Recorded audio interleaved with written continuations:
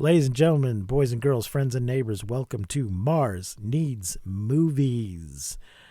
I am one of your hosts, Precious D. And I am one of your hosts, Honey Bee. Hello, everyone. On this podcast, Honeybee and I are looking at movies about alien invasions, incursions, infiltrations, and visitations. And today's movie is from 1975, Escape to Witch Mountain. Not Escape from Witch Mountain. Escape to Witch Mountain, which is, I guess, an alien refugee movie because they're more than visiting, but they're not trying to. They're not purposely trying to infiltrate, but they're not just visiting. So here we go. I'm not gonna lie. When you first brought up this movie and I looked it up, I was like, "What in the chitty chitty bang bang is this?" Which which it was funny that I said that because later on, that becomes important in the film. But I hadn't seen this. I thought it was something different when we originally talked about it. I had something else in my brain that I thought it was, and then I realized, oh, I actually don't know what this is. So yeah. What did you think? What did you think it was? There's this movie or this set of movies, but I believe they're more from the 90s, and it's a bunch of kids who are witches, and they're not actually witches. Right. So that's what I had in my brain. That's what I thought we were watching. And then when I looked it up, I was like, wait, this isn't what I thought it was. And so, yeah, Race to Witch Mountain is a thing that you might have come across. That's more your time period.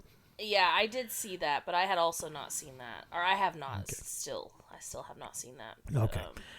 Well, I saw this in the movie theater when it was new. In 1975? Yep. And I have a novelization, I have a novelization of it. Or not novelization, the original novel. This was based on a novel. Mm-hmm. But I have a copy that has the picture of the movie on it. Oh, cute. But I bought that just a few years ago in the used bookstore or someplace. Or at the library book nook or something. Yeah, my first note is, this is based on a book. Should I add it to the list? Is this a book I should read, or should I care? I don't know. If I finish reading it, I'll let you know. Okay. I think it's pretty accurate. Nice. So the book is by Alexander H. Key, and this is a Disney joint.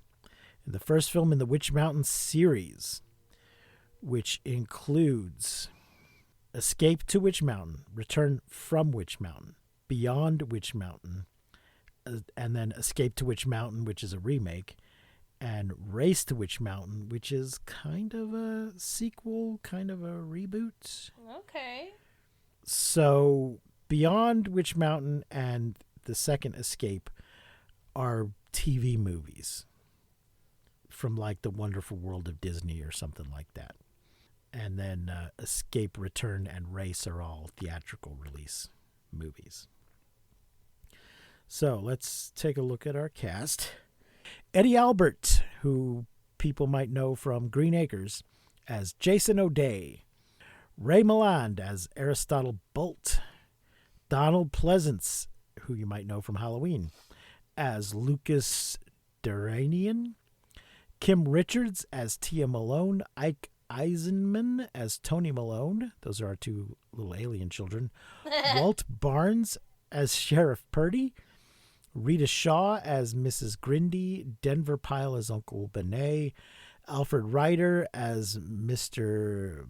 Michael John, Lawrence Montaigne as Uberman, what? And Terry Wilson as Biff Jenkins, George Chandler as Grocer, Dermot Downs as Truck, Don Brody as Gasoline Attendant, Paul Sorensen as Sergeant Foss, Harry Holcomb as Captain Malone, Sam Edwards as Mate, Dan Seymour as Mr. Bolt's Psychic, Eugene Daniels as Court, Shepard Sanders as Ali, and Kyle Richards as young Tia Malone. She is the actual sister of the older Tia Malone, of Kim Richards. And the two of them, some of our listeners may know them from their more recent appearances. They are Real Housewives. of Beverly Hills, I believe. Yep. What?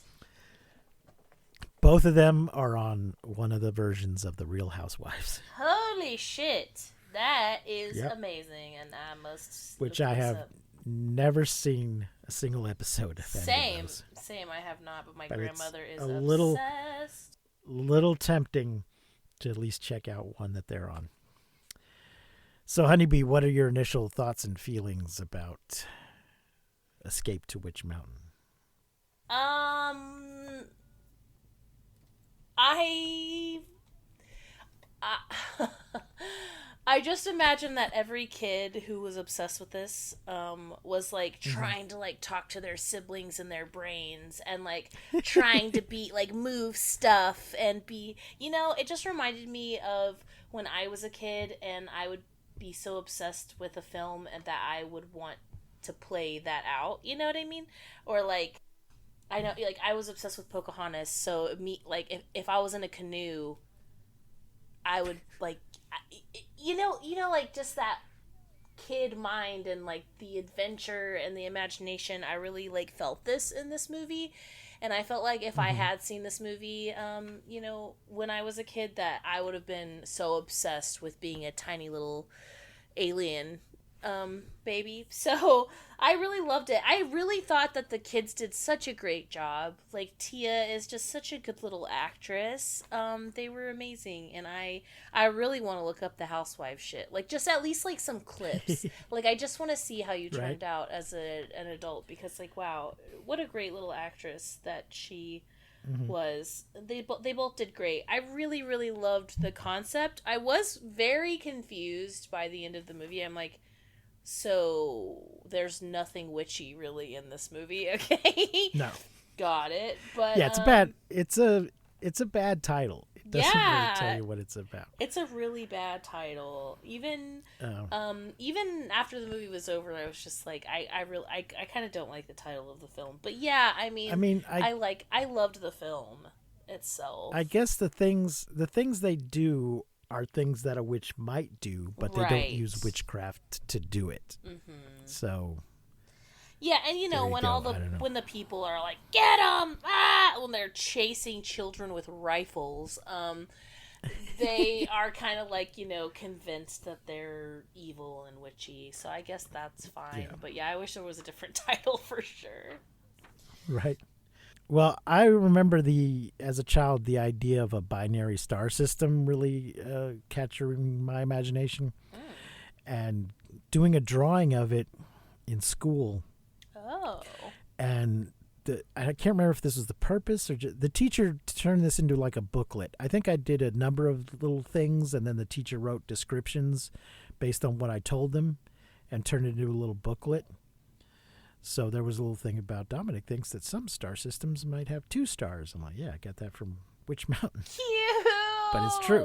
Oh my but it's God. True. It's a thing. That's so cute. My heart, yeah. I can't take it. Oh, that's so yeah, cute. I really liked her little star case and the stars on it. Yes, like I just imagine every kid felt that way and wanted to like carry around a case and like talk to their cat and fucking make animals do shit, levitate. Like this is so cool. And it's just, when you're a kid and you watch something and then you have to watch it, over and over and over again, and it makes fun, like playing so fun. I wonder if anybody on Etsy makes star cases with a little map hidden underneath the... Oh, that'd be so cool. Somebody get on that. All right, let's look. We got a plot here from Wikipedia. Thank you, Wikipedia. Tony and Tia are brother and sister whose surname they initially know only as that of their deceased adoptive parents, Malone. I think they were just foster parents. Way of putting that? Yeah, that's a weird way of putting it. The children are placed in an orphanage I guess they were adopted first and then re-orphaned. Oh, yeah. They're placed in an orphanage where they face difficulties stemming from their strange psychic / psionic abilities.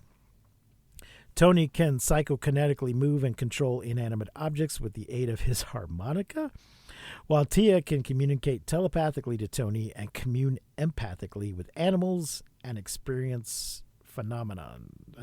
Experience premonitions. Sorry. Tia also possesses minor telekinetic abilities.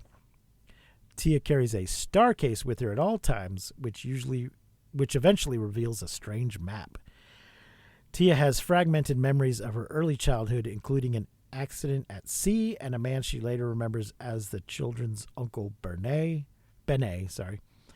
who they believe drowned during their rescue. Now, I'm not clear why somebody would hide a map in a star case like this and at what point this happened. Yeah, well, they kind of explain it a little bit about how, like, they hide it because, when they're old enough to be ready. And even before they know it, someone guesses that this is the case, which I thought was hilarious that it actually, turns out to be the case. But, yeah, I mean, I thought it was cool. I thought the Starcase map thing was cool. And I also liked how the memory for Tia, starts really fuzzy, and we can't, it's fuzzy memory, and we kind of get to see a little bit more each time she has the vision. I kind of like how they did that, and how the brother, Tony's like, hey, what are you remembering? I can see you're remembering something, and she'll be like, I don't know, but we kind of get to see a little bit more than we got to see the last time, and then a little bit more this time, and maybe, the quality's a little more clear.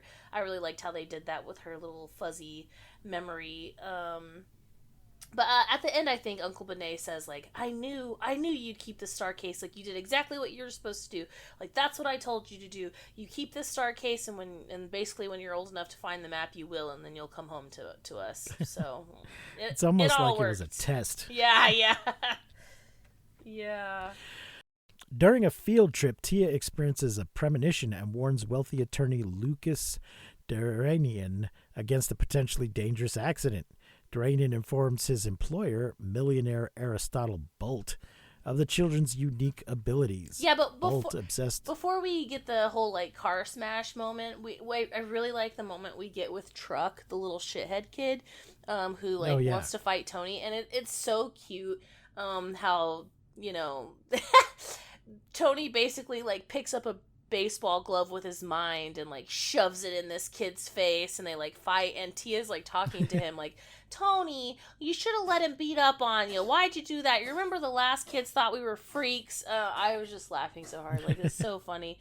And he's like, what? He's got 50 pounds on me. I'm not gonna let that kid beat me up. But I just thought it was cute, the kids fighting in the little thing, and Tony kicking the other kid's ass with his mind. Just really. Also, their cat. I didn't really understand why they had the cat. What the cat was. I thought the cat was going to be of some. I guess it does help them at one point because the guy's allergic to it. Disney movies and cats. I guess I felt like the cat was just kind of in the way. Right. But also at one point when the cat winks, I was like, oh, that's why his name is Winky. I wish they would have explained that sooner, because I was like, why is their cat's name Winky? But it's because he winks, not because they named him after a body part. So anyways, moving on. Wow. Okay, Bolt, obsessed with the paranormal, demands that Duranian retrieve the children at all costs. Duranian's detective work leads him to the orphanage, where he poses as Tia and Tony's uncle, though not under the name Benet, and takes them to Bolt's mansion.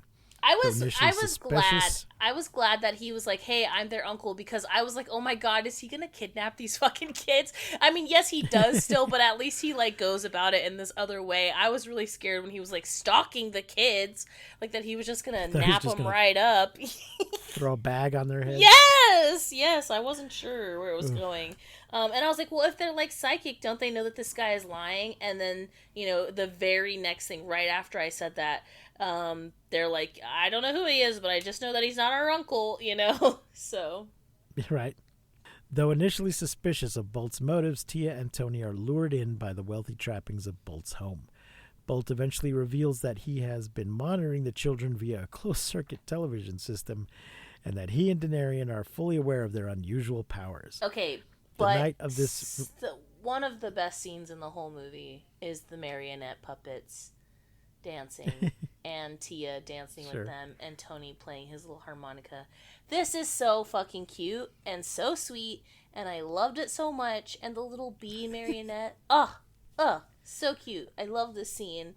I know that they're like in the bad guy's house and like he's spying on them and it's weird, but it was so good. I love the scene with the puppets. I thought it looked so great and it was so cool. The night of this revelation, Tia and Tony make an escape using their abilities to psionically control a wild Mustang, guard dogs, and the security fence, as well as using Winky, Tia's cat, to make the allergic security guard let them pass. Bolt sends Duranian and a thug, Uberman, after the children. I did not catch that his name was Uberman. Tina and Tony hide in a Winnebago motorhome owned by a crotchety widower, Jason O'Day. I love Jason O'Day. He was so great. Also, I love that Tony calls. I think he's talking about the guys like the billionaire guy. But Tony, little Tony says, "Ugh, he is nutty. He is as nutty as a fruitcake," and that made me laugh so hard. Just like seeing like a little kid say that was just was so cute. And I love that Mr. O'Day is like such a shit. Like when he asked the guy like pumping his gas, like, "So where are you headed?" And he's like, "Are you tuckered out from sticking your nose in my business? Like, get the fuck out of here!" Like I was like, "Damn, this guy is spicy." He's like, "I don't like kids, and I'm mean, and I'm impatient." Like, I just love him so much. Initially negative towards the children, Jason gradually begins to recognize their powers and the truth of their story. Tia's vague memories of a disaster at sea intrigue him. He agrees to take the children on the route indicated by Tia's starcase, which leads them to a mountain known as Witch Mountain, home to unexplainable phenomena. Oh, also, the bad guys call Tony and Tia a conniving pair of undersized land pirates. That also made me laugh very hard. And 1975 people, it was $10. 10 to fill up a Winnebago with gas. Yeah, not just a car, a whole fucking Winnebago. A whole Winnebago for $10, 1975. Yeah. Fuck yeah. Avoiding Bolt, the law, and an incited mob who are convinced the children are witches, the trio eventually make their way up Witch Mountain, pursued by Duranian and Uberman, as well as by Bolt in a helicopter. As their memories begin to fully return, the children realize their accident at sea did not involve a boat, but a spacecraft. Tony and Tia are actually of extraterrestrial origin. You'd think the star case might have been a... The double star emblem on their case stands for a binary system where their home planet was located. And at some point they do say, like, Tony tries to say his last name is Castaway, and they're like, the guy, Mr. O'Day is like, Castaway, like, that's a big word, like, do you know what that means? And we kind of get like a little bit of other, like they're trying to figure it out. Also, when they harmonica the cop's motorcycle off the cliff, that was amazing. And Mr. O'Day, we have this moment with him where he's like, "I wonder how I'd handle you if you were my kids. I guess that's why I never married." And they're like, "But you did. Your wife died a few months after you got married, and you were so sad. You swore you'd never give love to anyone." And I was like, "Oh my God." God damn. I know. It was so, I was like, holy shit, because they're kids, so they're just like, kids are just, they just tell it how it is. But it like really upsets Mr. O'Day. But I love the way he handles it, because he's like, they're like, "Mr. O'Day, sorry, we didn't mean to make you sad." And he's like pissed off. He's like, "The name's Jason, damn it." Like, I guess if you're gonna know every part of me, you should know my first name. It's just like, God damn, it's just so sad. But it's so good. And then this is when like the whole town is like, "These two kids are witches from Witch Mountain," and it's a real like get your pitchfork situation. Except it's rifles, right. And I was like, why are these grown men chasing two children with guns? Like, I was like, oh my God. They're witches. I guess so, yeah. Fuck those witches. I was like, oh my God. Yeah, I just imagine that every kid was like, "I'm a witch," after watching this movie, or like, "I'm a little alien." It just makes my heart very happy. But yeah, then they like, we get the like, our world had two suns and we had to find another planet to live on, and we kind of get like all of the things, and then we get the helicopter and the flying RV, which I was like, okay, when I was like, what in the Chitty Chitty Bang Bang is this? This was the moment that I was like, yep, I knew it. I fucking knew it. I knew it. Yes, they escape at one point by making the Winnebago fly. Having come to Earth because their own planet was dying, survivors of the journey made their way to Witch Mountain and formed a community to await the surviving children, each pair in possession of a star case to help them find their way to their new home. Are they all twins? Are all children from this species twins? Oh, I don't know. Tony and Tia are the first to reach their destination. Why have they all not come together at the same? The siblings are reunited with Uncle Benet, who survived after all. Uncle Benet says like, "Oh, you're the first ones. Like you're the first ones to arrive." But that like more will. Yeah.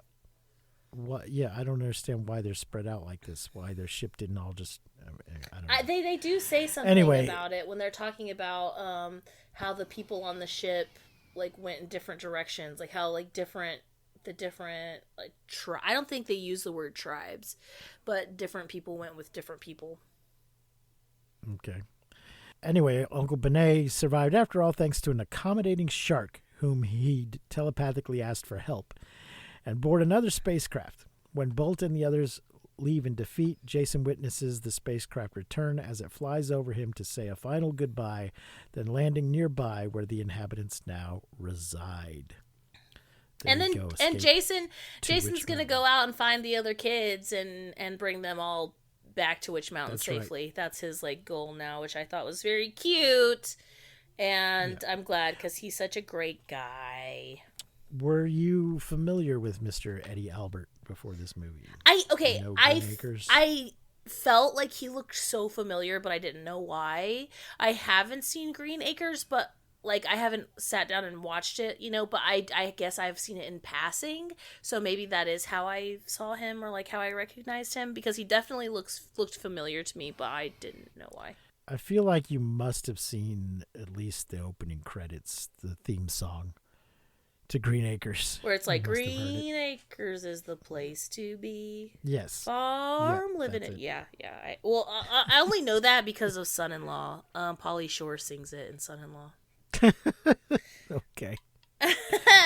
Well, Honeybee, what are you going to rate Escape to Witch Mountain? I think this is for sure a 5-star film for the time that it is. Definitely.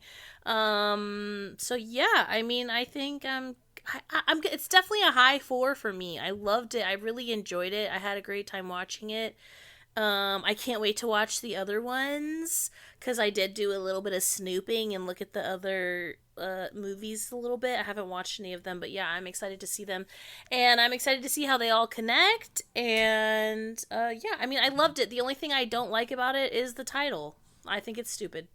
I think the title of the movie is stupid, and well, it's also a little weird in that normally you escape from someplace, not to someplace. Yeah. And the next one is called Return from Witch Mountain instead of Return to Witch Mountain. Yeah, it's kind of weird. How you would normally. Right. Yeah, I liked the animals in it too. I liked the bear. I liked the horse. That like all the animals that Tia talks to. I enjoyed that aspect of it. I mean, I really, really enjoyed this movie, and I look forward to watching the next one. Yeah, and we will get to that. But our next episode, or our next new episode, we're gonna jump ahead to War Machine, which just came out on Netflix. Yeah. So if you guys want to pre-watch that, and then we'll get back to the Witch Mountains after we do War Machine. So thank you for joining us. Check out our other podcast, Monster Movie Fun Time Go. If you like what we're doing, rate and review. And check out our Patreon. We don't have a separate one for this show. We just have one for Monster Movie Fun Time Go. But you can find links to all that at mmftg.com. Until next time, I have been Precious D. And I have been Honeybee. Remember to keep watching the skies. We won't see you, but you will hear us next time on Monster Movie Fun Time Go. No, wait. This is Mars Needs Movies. I'm sorry. We won't see you, but you will hear us next time on Mars Needs Movies.